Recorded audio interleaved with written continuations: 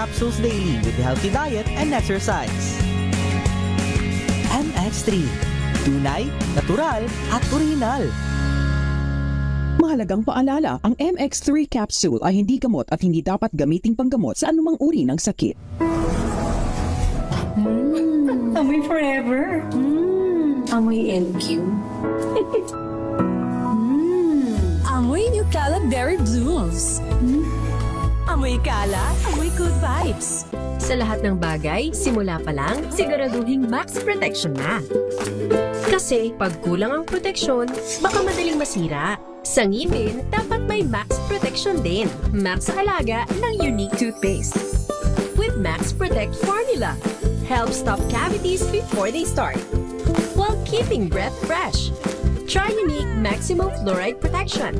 Para max alaga, max protektado. ACS.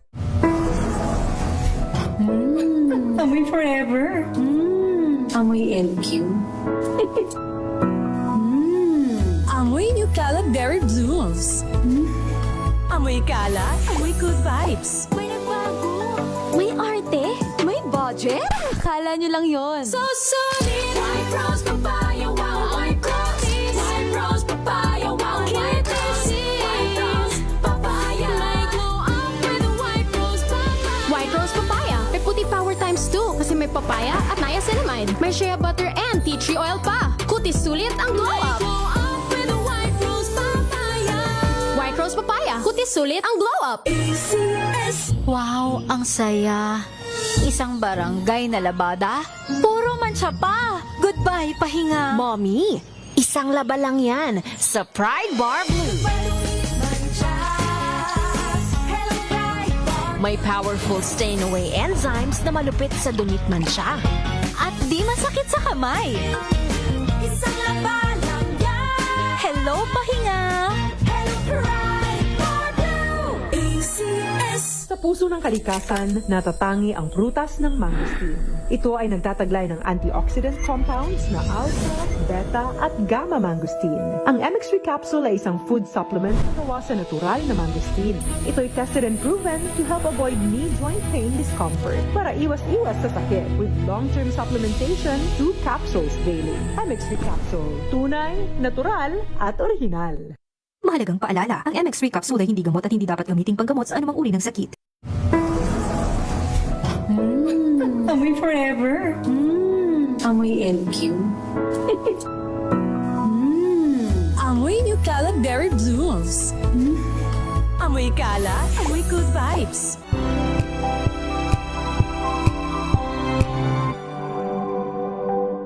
Hello, Washi! Laundry day na naman! Yay! Anong meron? Mancha ng chocolate, Oh. putik, may libag pa! Kaya natin yan!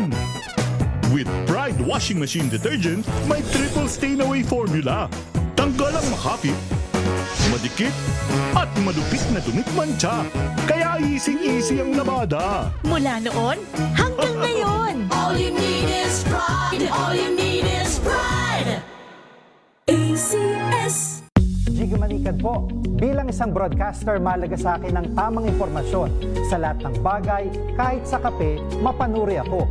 Kaya dito ako susubukan ng MX3 Coffee. Ito'y low acid, cholesterol free, at may vitamin C plus calcium. Sigurado ako sa MX3 Coffee. Dito ako believe.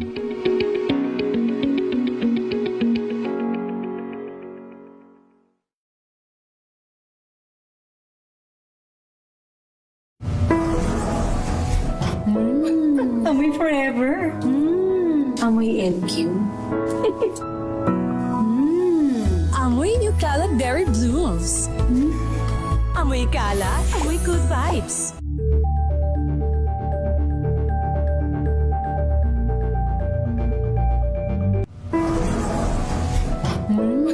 Amoy forever. Amoy LQ. Amoy Nucala Berry Blooms. Amoy kala, amoy good vibes.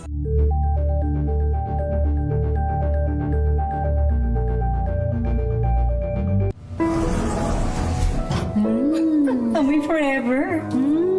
Amoy LQ. Amoy Nucala Eucalypt Berry Blooms. Amoy kala, amoy good vibes.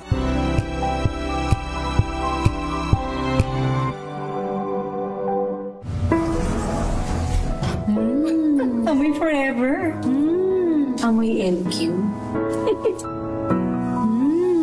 Amoy Eucalypt Berry Blooms. Amoy kala, amoy good vibes.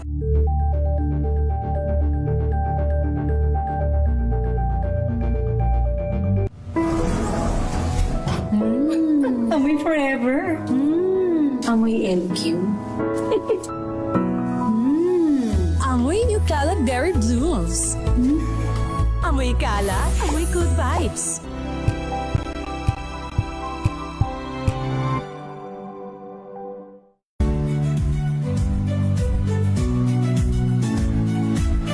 Magandang araw mga kaibigan.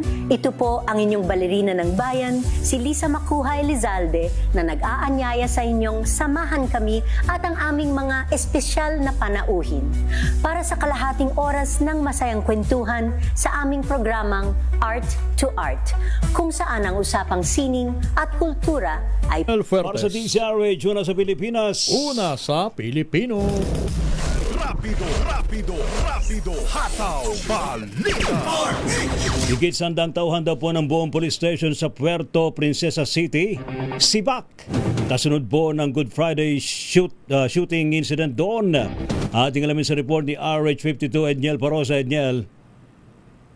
Tinatawan ng Administrative Relief Ray at Armel ang mahigit sa 100 tauhan ng Police Station 2 ng Puerto Princesa City habang iniimbestigahan ang barilan sa isang lamay na ikinasawi ng 3 katao, kabilang na 2 pulis at 1 corrections officer noon mismong Biyernes Santo.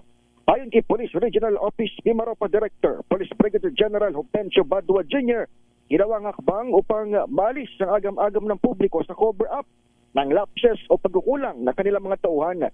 Una nang sinibak ni PNP Chief Police General Jose Melencio Tatis Jr. ang mismong Provincial Director ng Palawan na si Police Colonel Joel Kasapanan, maging ang hepe ng Sinab at Station Commander na nakasasakop sa mga sangkot. 4 na polis na natukoy na suspect sa insidente na batid na nakainom pala ng Romes Police sa isang away at walang basbas na kanilang superior. Inilagay sila sa restrictive custody at dinisarmahan ng Mimaropa PNP. Samantala, hahalili sa Station 2 ang ibang galing sa iba't ibang police station sa Puerto Princesa upang matiyak na mananatiling maayos ang operasyon ng istasyon. Nagpapatuloy ngayon ang forensic examination, maging mga pagsuri sa video at validation ng mga testimonya bilang bahagi ng pagsisiyasat. Ako si Edniel Parosa, DZRH, una sa Pilipinas, una sa Pilipino. Fake news sa kalusugan ng Pangulo, political game lang. Alamin natin ang detalye. RH number 15, Giselle Ricafort. Giselle. Lakay Romel, iniimbestiga na ng National Group Investigation ang kumakalat na fake news na may malubhang sakit umano ang Pangulong Bongbong Marcos Jr. Ayon kay NBI Director Attorney Melvin Matibag, seryoso sila sa bagay na ito at sinigurong hahabulin ng asunto yung mga responsable dyan. May mga sinasuhanaan niyang bureau sa pagpapakalat ng maling impormasyon kaugnay ng kalusugan ng Pangulong Marcos. Naniniwala si Matibag na isa lamang itong political game ng mga may hindi magandang hangarin sa posisyon ng Pangulo. Pakinggan natin. Ang panawagan namin sa public, yung wala namang pupuntahan yun sa mga fake news na nilalabas natin. And kami, we're serious on that. Hinahabol po namin yung mga nagkakalat ng mga maling balita. Kung maalala ninyo, meron na po tayong mga kinasuhan dyan sa pagkakalat ng maling balita tungkol po sa kalusugan ng ating pong Pangulo. We are conducting the investigation already and if necessary yung mga charges should be filed also. Wala namang ibang magiging natin dyan, magiging conclusion, kundi that is all part of the political game ng mga nagdanais na hindi maganda sa posisyon ng ating Pangulo. Una nang tiniyak ng palasyo ng Malacanang na nasa maayos na kondisyon ng Pangulong Marcos. Matatanda ang dinala siya sa St. Luke's Medical Center noong Enero dahil naman doon sa diverticulitis. Ito si Giselle Ricafort para DZRH sa Pilipinas, una sa Pilipino. Thank you, Miss Giselle. Rapido, hataw, balita, Ratchada, Probinsya, RH.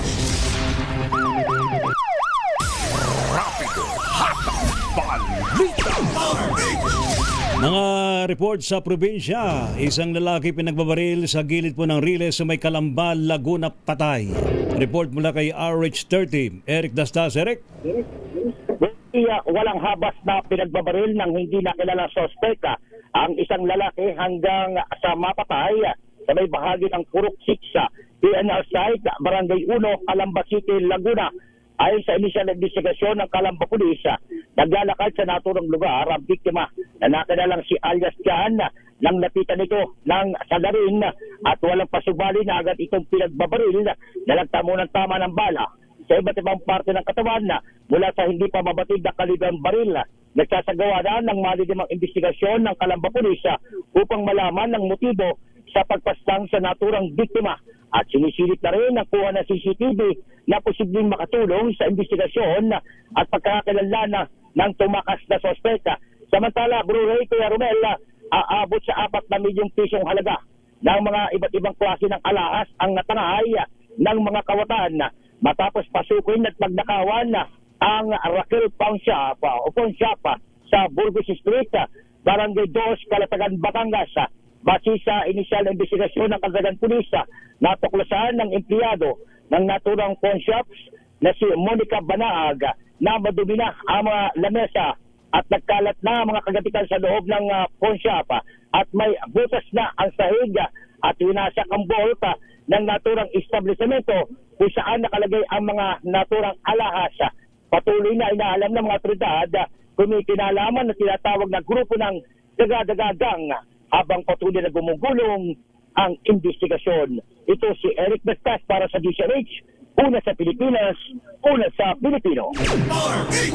Tatlo patay sa magkakaiwalay na aksidente sa motorsiklo sa probinsya ng Quezon.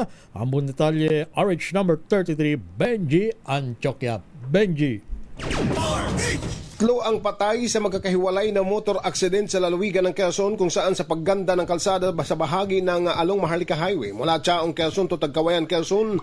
Medyo gumaganda na ang kalsada. Ito ay batay sa mga proyekto na tinututukan ngayon ng DPWH. Sa nasabing motor accident, 2 mula sa bayan ng Antimonan Quezon matapos sumalpok sa concrete wall at isa naman mula sa bayan ng Tagkawayan Quezon kung saan isang estudyante na sumalpok ang kanyang minamanihong motorsiklo sa pampasahirong bus. Ayon naman sa paalala ng Quezon PNP Command sa pamumuno ni Police Colonel Bong Albasia, kinakailangan anya ng pagsusuot ng helmet ng bawat backride at driver ng bawat nagmamaniho ng single na motorsiklo dito sa lalawigan ng Quezon. Ito si Benjan Chuka nagulat para sa DCRH, una sa Pilipinas, una sa Pilipino. Thank you. Salamat, Benji. Samantala naman isang lalaki daw po'y nalunod sa dagat sa Davao City. Report mula kay June Soter. June. Patay ang isang 55 anyos na lalaki matapos malunod sa dagat sa Purok 10 NSV Ilang, Davao City, gabi ng Abril 5, 2026. Kinilala ang biktima na si Wallace Garcia, residente ng sabing lugar. Ayon sa report, bandang alas 11:20 ng gabi nang i-report ang insidente matapos siya matagpuang palutang-lutang at wala ng buhay sa dagat. Sa paunang investigasyon, dakong alas 10:50 ng gabi na madiskubre ni G-Boy Pal, 24 anyos at residente rin sa lugar, ang biktima. Napag-alaman na bago ang insidente ay dumating ang biktima na nag-isa at nasa impluwensya ng alak at lumangoy malapit sa pampang. Makalipas ang ilang sandali ay hindi na ito nakita hanggang sa matagpuang nalunod. Ayon sa mga otoridad, wala naman nakitang palatandaan ng foul play sa insidente. Dadalhin ang labi ng biktima sa lokal na punerarya sa Kalinan, Davao City habang pinayuhan ng pamilya na isailalim sa autopsiya ang bangkay para sa karagdagang pagsusuri. Ito si June Suter para sa DZRH. Una sa Pilipinas, una sa Pilipino. Samantala, mahigit sa 38 milyong pisong halaga ng ilegal na droga masamsam sa Iloilo sa unang quarter ng taong ito. Jocelyn Maque ng Action Radio Iloilo sa detalye. Joe. Walang tigil ang operasyon ng pulisya sa lalawigan ng Iloilo sa kampanya kontra ilegal na droga. Patunay nito ang 94 na mga operasyon mula January 1 hanggang March 31 kung saan umaabot sa 122 na individual ang naaresto. Nasamsam sa nasabing mga operasyon ang 5,651.02 grams na suspected shabu na nagkakalaga ng 38.4 million pesos at 1.631 grams na marijuana na nagkakalaga ng mahigit 244 pesos. Kahit marami na ang natimbog na nagtutulak ng iligal na droga, sinabi ni Iloilo Police Provincial Office o IPPO Director Colonel Bayani Razalan na nagpapatuloy pa rin ang operasyon ng mga otoridad upang madakip ang natitira pang mga drug personality. Mula sa Action Radio Iloilo, ito si Jocelyn Maque para sa DZRH, una sa Pilipinas, una sa Pilipino. Thank you, Jocelyn Maque. Samantala, minor de edad, pinagbabaril, sugatan sa Bacolod. Report mula kay Rex Cantong. Rex.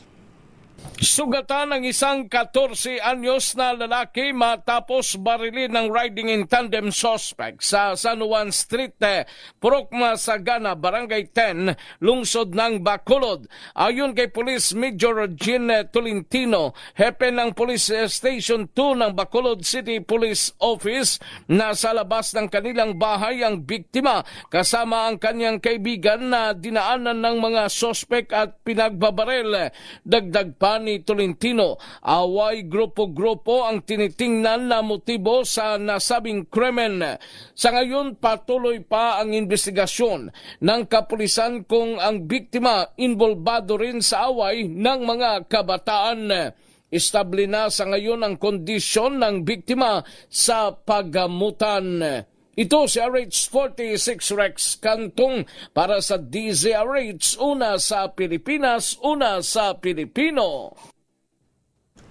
Samantala, matataas na kalibre ng armas isinuko ng Datu Paglas LGU sa militar. RH number 19, June Dimakuta. Voluntaryong isinuko ng Datu Paglas sa LGU led by Municipal Mayor Ibrahim Paglas IV ang 12 high-powered firearms sa 1st Mechanized Battalion Philippine Army. Ang mga isinukong baril na mula sa pag-iingat ng iba't ibang individual sa bayan ng Datu Paglas ay bahagi ng pinaigting na kampanya ng pamahalaan kontra loose firearms kaugnay sa isinusulong na kapayapaan partikular sa Barm Region. Ang turnover ay dinaluhan ng PNP Datu Paglas led by Chief of Police Captain Sigfred R. Sibayan at 1st Mechanized Infantry Brigade Commander Brigadier General Omar Orozco. Ang mga isinuko ay siyam na Garand rifle, isang M14 rifle, isang carbine rifle, isang unitang M2 carbine rifle na ngayon ay nasa pag-iingat ng 2nd Mechanized Battalion sa barangay o sa 1st Country na Sultan na Kudarat. Mensahe ni 6ID and JTF Central Commander Major General Vladimir Cagara na napakahalaga ng pagtutulungan ng bawat sektor ng lipunan sa layuning mapanatili ang kapayapaan sa bahaging ito ng Central Mindanao. Ang voluntaryong pagsuko ng naturang mga armas ay malinaw manong patunay na nagnanais o meron ng tiwala ang mamamayan sa kasundaluhan at sa pamahalaan. Mula sa napakainit na panahon ngayon sa Cotabato City, Central Mindanao, RH19, June Dimakutak, DZRH, una sa Pilipinas, una sa Pilipino. Thank you, June Dimakutak. Samantala naman, diskwento na po sa presyo ng gasolina. Ito na po hiling ng ilan sa mga estudyante ng Northern Samar na gumagamit ng motorsiklo. Report mula kay RH34, Jane Bantayan. Jane.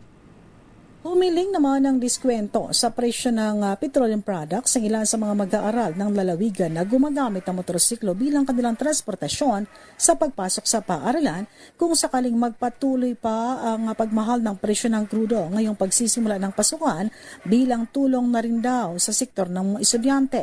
Sa panayam ng DZRH, nagbahayag ang mga ito ng malaki rin ng epekto ng pagmahal ng krudo sa kanila ng mga estudyante, hindi lamang daw sa ibang sektor.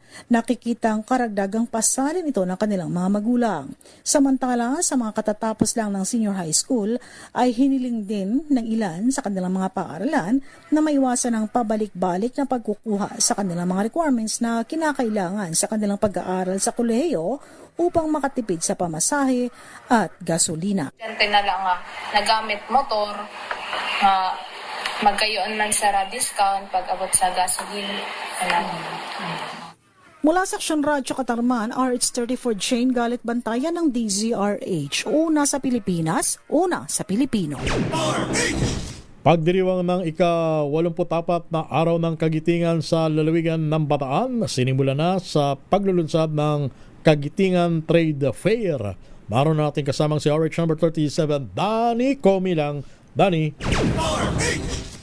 Formal lang sinimulan ang paggunita sa ika-84 na anibersaryo ng Araw ng Kagitingan sa pamamagitan ito ng pagbubukas ng Kagitingan Trade Fair bilang unang bahagi ng mga aktibidad para sa pagdiriwang ng Abril 9 ng taong kasalukuyan. Ang Trade Fair ay binuksan sa Plaza Mayor ng Lungsod ng Balanga na pinangunahan ito ni Bataan Governor Jose Enrique Garcia III kasama ang mga lokal na namumuhunan. Tampok sa nasabing kaganapan ang iba't ibang produktong likha ng mga taga-Bataan kabilang ang mga pagkain delikasis at iba pang lokal na produkto ng lalawigan. Layunin ng aktibidad na ito na ipakita ang mayamang kasaysayan ng Bataan at sabay na suportahan ang mga lokal na negosyo sa kanilang patuloy na pagpapamalas ng husay at pagkamalikhain, gayon din ang pagpapalakas ng turismo at ekonomiya ng lalawigan. Kaugnay nito, isasagawa rin ngayong araw alas 4 ng hapon mamaya ang parangal sa mga veterano at tanghal na kagitingan sa Bataan People's Center kasabay ng mga paligsahan sa teatro, sayaw at musika. Samantala, pansamantalang isasara sa publiko ang Mount Samat National Shrine mula ngayon hanggang Abril 10 bilang bahagi ito ng paghahanda para sa pangunahing selebrasyon ng Araw ng Kagitingan sa Abril 9. Danny Comilang, RH37, DZRH, una sa Pilipinas, una sa Pilipino. Thank you, Danny. Rapido, hatang balita. Samantala naman, drug suspect. Ito daw po inaresto sa Tacloban. Report mula kay Jimmy Angay-Angay. Jimmy. Isang high-value target sa illegal na droga sa Tacloban na aresto ng kapulisan. Ito ang sinabi ni Tacloban City Police Office City Director Police Colonel Noelito Hitigan. Ayon kay Colonel Hitigan, ang suspect na kilala na si alias Win 43 anyos, residente sa naturang syudad. Naresto ang suspect sa Bypass Road, Barangay 94 Tigbao, Tacloban City. Nabilal ang suspect ng shabu at nakumpiskang 8 pakete ng shabu kasama na ang 2 not-tied transparent plastic sachet ng shabu, buy-bust money at mga personal na gamit ng suspect. Ang mga kapulisan ay gumamit ng body-worn camera sa kinasang buy-bust operation. Kaso laban sa pagbibinta at posisyon ng ilegal na droga, isinampa na ng mga otoridad laban sa suspect. Mula dito sa DYVL Action Radyo Tacloban, ito si R32 Jimmy Angay-Angay para sa DZRH. Una sa Pilipinas, una sa Pilipino. OFWs na taga Cordillera hinikayat ng Department of Migrant Workers na magpatulong sa ahensya sa gitna ng krisis sa gitnang silangan. Romy Gonzalez, Romy sa detalye. Hinikayat ng Department of Migrant Workers sa mga overseas Filipino workers mula sa Cordillera at kanilang pamilya na mag-atubiling lumapit at tumingin ng tulong sa gitna ng nagpapatuloy na krisis sa Middle East. Binigyan din ni Department of Migrant Workers Cordillera OIC Regional Director Attorney Cheryl Daytec ang agarang hakbang ng kanilang tanggapan na matulungan ng mga overseas Filipino workers mula sa Cordillera na naapekto ng sitwasyon sa naturang rehiyon. Ayon kay Daytec, agad silang nakipag-ugnayan sa Department of Information and Communication Technology o DICT upang makapagtayo ng isang communication center nang sumiklab ang krisis. Layunin nito na matulungan ang mga pamilya ng OFWs sa Cordillera na makausap ang kanilang mahal sa buhay sa Middle East at mabigyan ng agarang akses sa komunikasyon sa panahon ng pangamba at kawalan ng katiyakan. Sinabi rin ni Daytec na ilang ulit nang naglabas ng panawagan ng kanilang tanggapan para sa mga OFWs mula sa Cordillera upang hikayatin silang lumapit sa mga opisina ng pamahalaan kung nangangailangan ng tulong, lalo na kung pinag-iisipan na nilang umuwi sa Pilipinas. Nilinaw niya na ang pag-uwi ng isang OFW ay nanatiling isang personal na desisyon. Anya, hindi maaring diktahan ng pamahalaan ng isang manggagawa kung dapat pa siyang manatili o umuwi. Ngunit kung nanaisin nilang bumalik sa bansa, ay handa ang gobyerno na tumulong at umalalay sa kanilang pagbabalik. Ito si RH41 Romy Gonzalez para sa DZRH, una sa Pilipinas, una sa Pilipino. Thank you, Romy. Metro Manila ngayon. Mula kay Kyle Bulya sa kanyang Metro Manila ngayon. Kyle, go! Lakay Ray Romel, pansamantalang isinara sa publiko ang bahagi ng Park Avenue sa Pasay City mula yan sa Galvez hanggang Libertad. Dahil ito sa isinasayos sa drainage system, road reconstruction at concrete pavement. Sa abiso ng Pasay Traffic and Parking Management Office, isa sa ayos na naturang kalsada hanggang sa buwan ng Disyembre ngayong taon. Pinapayuhan ng lahat ng maapektuhang motorista na dumaan muna sa mga alternatibong ruta upang makaiwas sa abala. Sa iba pang balita, pinaghahatak naman ng mga otoridad ang 6 na sasakyan sa ikinasangkiring operation sa bahagi pa rin niya ng Pasay.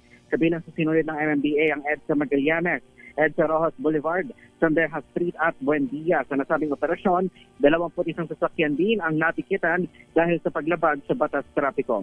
Yan ang latest sa Metro Manila ngayon. Ito si Kyle Bulya sa DZRH, una sa Pilipinas, una sa Pilipino. Thank you, Kyle Bulya, sa iyong Metro Manila ngayon! Rapido, hataw, Sabi ni Apo, sabay Apo, nakabarbara mo, nakamalim. Talaga naman, no. Apo, gandaran kayo, Apo. Ingat po tayong lahat. Aha. Grabe. Ako, sinagasa ko na, nagbike na ako. Oo nga eh. Bike to work. Kaso, delikado kasi mainit ang masyadong matindi. Kailangan diskartehan mo lang na dumadaan ka sa silong-silong. Silong-silong. Ayun, silong-silong. Pero mainit pa rin, grabe. Para akong ginigisa sa araw, ha? Para kang nasa harapan ng kugon, ano? Para akong nasa kawali. Wow. Ganyan talaga. Ingat po tayo, ano po? Saka dapat lagi po tayo magbaon ng danom. Maraming tubig. Ayan. Salamat Maligayang pakikinig at panonood kina paring Willie Matawaran, ha?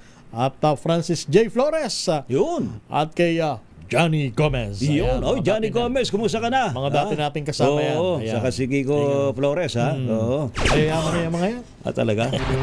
Dapat nag-iimbita sila, no? Sa kanilang mga mansyon, ha? Ayun.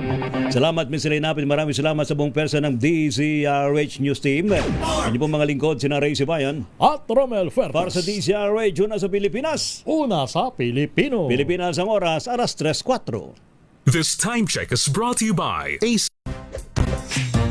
Tanggaling-galing mo Smart dishwashing paste ko Pritong ulam na masebo Plato ang kaldero Tanggaling for everyday. Ganyan, pag smart ang dishwashing paste, may double tanggaling formula. Tanggal ang sebo, tanggal ang bakterya. Pahit para walang bahid Linis fantastic sa metal at plastic Number 1 ko to Tanggaling-galing mo Smart dishwashing paste ACS. Now we are unboxing MX3 Plus. Plus because it has Garcinia mangostana, plus L-carnitine and CoQ10. Each box contains 30 vegetable capsules. And you can get them in leading drugstores nationwide and online in Shopee, Lazada, and mx3ph.com. Mahalagang paalala, ang MX3 Plus ay hindi gamot at hindi dapat gamiting panggamot sa anumang uri ng sakit. Amoy forever. Amoy LQ. Amoy New Calad Berry Blooms. Amoy kalat, amoy good vibes. Sa lahat ng bagay